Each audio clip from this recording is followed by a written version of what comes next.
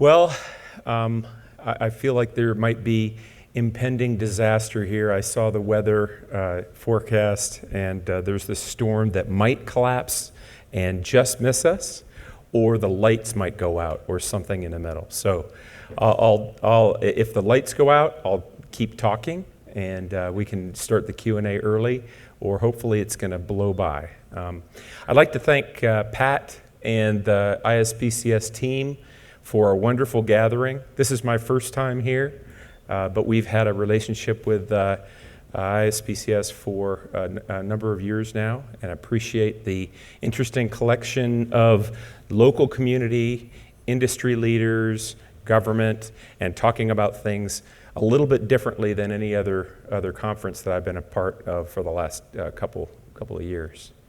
I'm humbled to be up here. I see Frank Culbertson sitting in the front. You know, when Fergie and I were unflown, unassigned astronauts, he had more time in space than we had time in the T-38. So, Jay Gibson, I had the opportunity to spend some time with him a couple months ago on the West Coast talking about new space and Space 2.0, and what he won't tell you, and I learned, was that when I was running around flying airplanes as a captain in the Air Force, and Fergie was in the Navy as a lieutenant, he was the Undersecretary of the Air Force in charge of all airplanes in the entire Air Force inventory. So anyway, I'm humbled to be here. I'm happy to be here. We've got a very interesting mission at CASIS. There's been a lot of talk about what we're supposed to do from this point forward over the next 9 to 13 years. No pressure. We see the opportunity. We're excited about the challenge. Where we sit in a historical perspective is we've built the space station as an international community, but a large portion is U.S. capability. NASA has exploited the space station and generated commercial activity. And that commercial activity, as described earlier with Prolia and some of the osteoporotic drug formulations and others, have led to commercial products and services. And so we have a daunting challenge in front of us to build demand in that commercial market. And we're a little bit different than the traditional way we've been using the space station in the past. So we're looking for your ideas and your business models and your researchers and your visions to use the space station to the maximum benefit to the U.S. people. So with that, we recognize the challenge today. I'm going to talk a little bit about what CASIS is. Most of you know a little bit about what we've done since last year, and then some of the things that are coming up on the horizon. So CASIS. On the upper right, below the brand of CASIS, you can see the ISS National Laboratory. That's the new brand that we created last year, and it's the notion that everything that is CASIS is managing collectively with all the commercial partners, with government, is the ISS National Lab. And we've inherited some interesting projects. For example, the AMS, the Alpha Magnetic Spectrometer. We've got pre-existing commercial pathfinders, NanoRacks, Teledyne Brown, and others. And we're all working together. And what we've been thinking about the last year is what we learned in kindergarten: playground dynamics, sharing, listening, waiting in line, no fighting, and with honor and integrity. So that's what we're doing. Our mission is to impact the Earth, and we're trying to exploit the space station for the microgravity component, exploiting the environment outside of the atmosphere, and finally, the remote sensing platform. We have a very limited orbit, but we have a wonderful facility, and it's there to test those other innovative ideas that some of the other young millennials and emerging companies are thinking about. We're an NGO, we're non-government, we're 501c3. There's some foundations here that we need to talk about the mission of using the space station to benefit the U.S. taxpayer and bring a return on investment. We also have a STEM mission. So much STEM interest around the world in the commercial space, but just commercial in general. And the space station is a bright, shiny object that we can use to accelerate learning and inspire the next generation of scientists and astronauts and engineers and all those.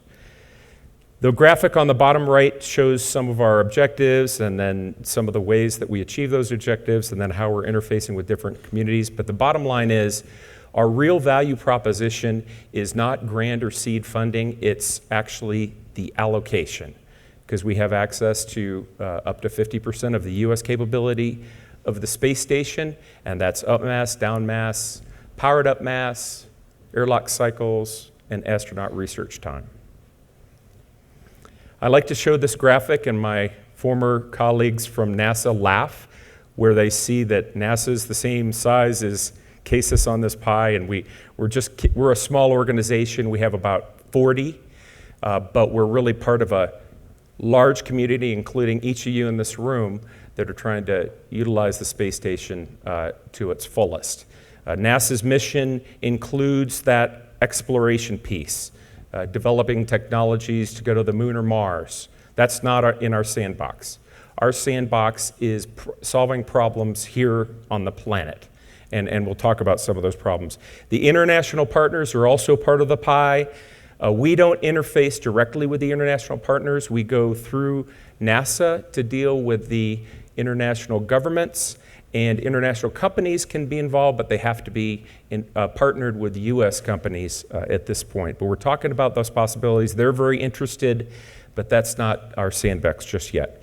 And then around the outside of this graphic is the education mission. So everything that we look at, that we think about, and that we put up on the space station needs to have a STEM component. It's really easy. It could be small children, it could be graduate students, but we need to have education mission on each of the payloads that we put on orbit. Our portfolio has evolved over the last year. I think last year this graphic might have been shown, and it was less than 50% commercial. Now, commercial is not our only mission. We also have to service the academic community. Our niche is working on those higher TRL projects, those research projects that can translate the low-hanging fruit the most quickly to products and services to build the commercial market in space. You also see the other government agency sector there. It's a small one, and we know that OGAs have typically had relationships with NASA to use the space station, but our spirit is that there's parts of other government agencies that didn't have access for whatever reason, and so our job is to help stimulate the capability of other government agencies funding and using the space station to think about bigger picture problems they might have and to build bridges to put things on the International Space Station. So we're developing those relationships now, and we're making some progress. We had a recent commitment by the National Science Foundation to do 6 projects on the space station, and it was a couple $1 million opportunity. All these commercial companies have been involved. We're talking with the lower half. I won't go into each one of them. We'll be here all day. At the top, you can see some of the Fortune 100 type companies. What's interesting about the companies at the top is each one of them have returned for a second project and maybe even a third and fourth in the pipeline. So we're seeing the refly kind of opportunity where they've had a good experience and they're coming back for more, so that's a good sign. You might also see, there's a spectrum of companies. You might see companies that you don't recognize on this list as well, from the very small startup kind of ideas to the existing large Fortune 500 companies, everyone can have an interest in a business case on the space station. So with that, I will give you an update on Merck. Paul Reichert was here last year and talking about his protein crystal growth experiment. So I'll give you a quick video to give you an update on his project.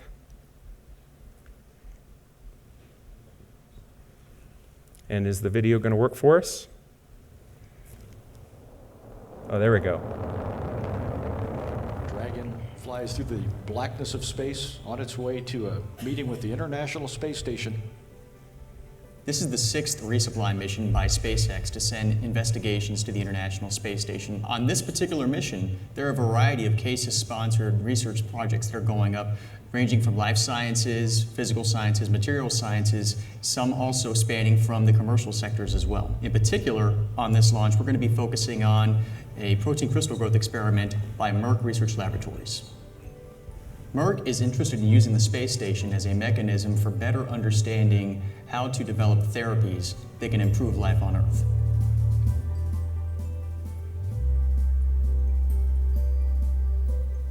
Merck Research Laboratories is conducting crystallization experiments of 2 investigational medicines. This is in collaboration with NASA and CASIS.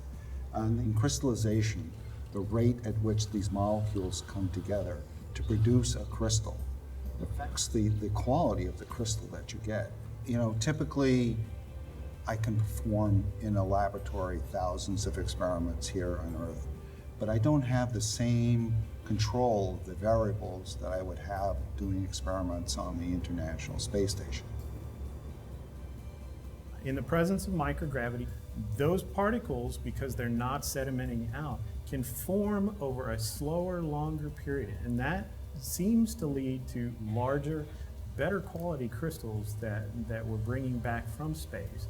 The benefits that we're trying to pull out of this research are really benefits for people living and breathing down here on the Earth. This technology has been used in the fields of HIV, hepatitis C, a number of cholesterol-reducing drugs, and we're just at the beginning of a new era of being able to do biomedical research that improves the overall health of our patients.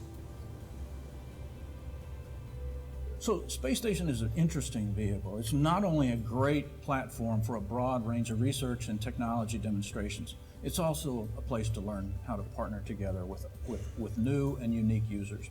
And the way you do that best is to develop a business case for corporations and companies to use low Earth orbit for various space-based enterprises.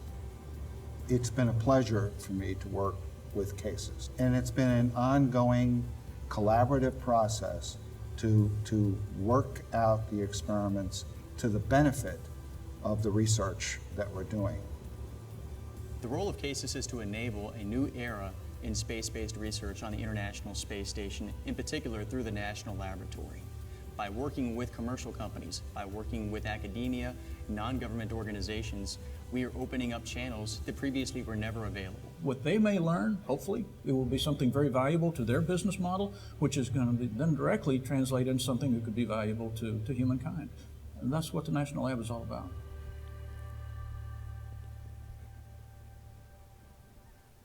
And thanks to Patrick. Patrick's here with us this week, and great video. And I think I'm going to move forward. Can you advance to the next slide, please?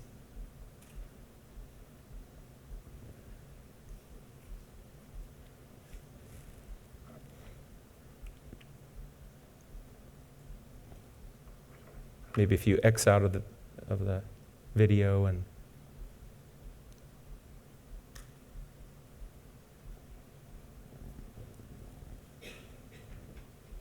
all right, I'm going to go on because in the interest of time, we want some time for Q&A. But what you would have seen is that commercial slide again, and I was highlighting a smaller company, RAS Labs, which many of you probably haven't heard of. But the notion that the small startups are also an important part of our mission. And so our involvement with incubators and challenges like the MassChallenge. Okay, you can advance about slide 10-ish. keep going. All right, there. MassChallenge. Raz Labs is one of those companies, startups, of the 11 projects now. What we're trying to do at CASIS is leverage and seed opportunity. And Boeing and some of the big traditional aerospace companies have been extremely helpful in our mission. But Boeing has partnered with us at MassChallenge, and we've now generated 11 projects in the pipeline with significant funding to generate flight projects on the space station. Massachusetts Life Science Center just this year committed $500,000 to develop research in the state of Massachusetts, and those sorts of sponsored programs are another important ingredient in how we reach out to find non-traditional funding sources for science on the space station. They also contributed $50,000 to STEM as well. And the Rice Business Plan competition, there's others, but there's a notable example where we leveraged $45,000 of CASIS money, and now they're facing a potential $2 million investment. When we think of the spirit of startups, it's interesting to make the comparison to Suborbital. And you heard Jay Gibson talking about X-Core and Jim Vander Pleg from Virgin Galactic's here, and Blue Origin's represented here as well. And it's an interesting continuum from drop towers to parabolic flight to suborbital, and then to the ISS for continuous microgravity. And that continuum and the opportunity for one potentially lower cost option to feed the pipeline into a more costly opportunity is very important. So we've been working on these partnerships and opening doors for researchers, educators, and new business models. So moving forward, where are we headed? Well, we're thinking about bigger picture projects and campaigns, actually. In this case, it's the Bioscience Innovation Campaign. You might have heard Good Health. And what that is a campaign to collect the data infrastructure that wouldn't just be servicing one project, but a multitude of projects over a wide span, from maybe humanitarian all the way to pure commercial, other government agencies, and others. The low-hanging fruit, musculoskeletal kind of diseases, and we're working on muscle wasting, osteoporosis, as Fergie had mentioned earlier. Cancer, stem cell research is another really awesome opportunity, and we're going to put some projects up there in the near future. Immune response, I probably should have put a question mark behind that, because some scientists tell me it's the other way. And there's dozens of other biomedical projects. We're looking for overlap with the Human Research Program and NSBRI. Their mission is to understand the human body to go to Mars, but we know there's an overlap and maybe a common ground where we can cure disease, the same diseases here on the planet.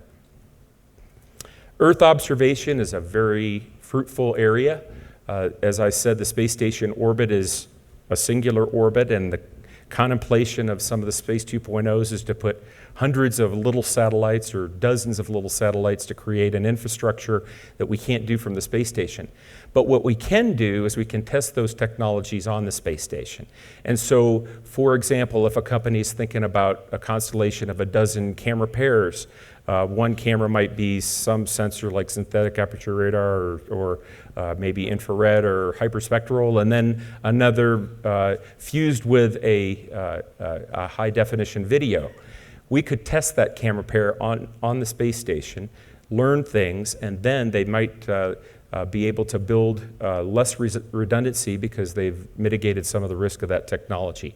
So data fusion is an important part of this concept as we think about the different sensors and then synergistically putting the data together, layering the data, and then do you process the data on orbit, or do you create a new conduit to get information more efficiently back to the ground, disseminated out to the various users, and again, could be disaster relief, could be humanitarian, could be crop yields, or it could be something very commercial.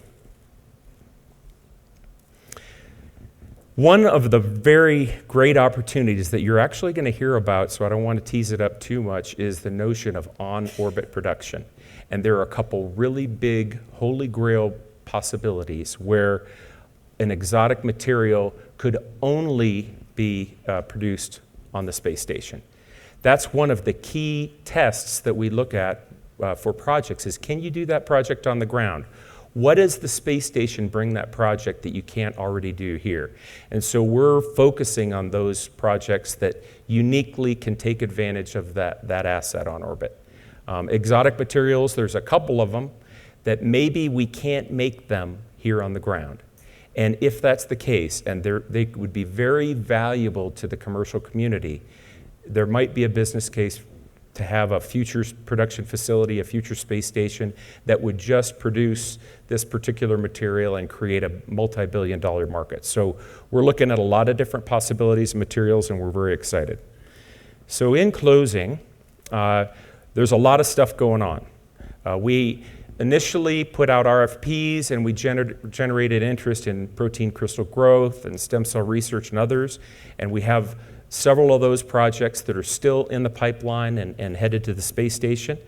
We're working on the facilities. We don't want to create facilities, build that facility, and they will come. It's more about let's use the facilities that we have, and let's look at new possible facilities, but only if there's a business case to put them on the space station. Rodent research is an institution that we've been developing. We've had a couple rodent research missions, and the reason for that is the business practices of drug development have used rodents on the ground for years. And so to the extent that we can leverage that business practice and extend it to the space station in very limited numbers, but learn problems that in drug discovery, drug development, and other biomedical applications that use rodents in space. And so we're doing that. External platforms, we've invested, helped out with Nanorex external platform, for example, and others. And so we're looking to work with some of the new hardware that's on the space station. We thank NASA for the test validation payloads. We're looking at some of these problems through a different lens. And so there are cases where NASA doesn't necessarily think that that's what NASA wants to do in space, but they're still protecting our allocation and doing tech demo projects that might not apply to the space station, but could help build the commercial low Earth orbit market. I talked about MassChallenge. STEM payloads, although our individual STEM payloads, we're not going to have numerous ones, but we're trying to connect to those existing infrastructure all across the country and the world to inspire as many students as possible with the wonderful things that we do and uniquely on the space station. And finally, I think I talked a little bit about Earth observation, but we're thinking about that. We're trying to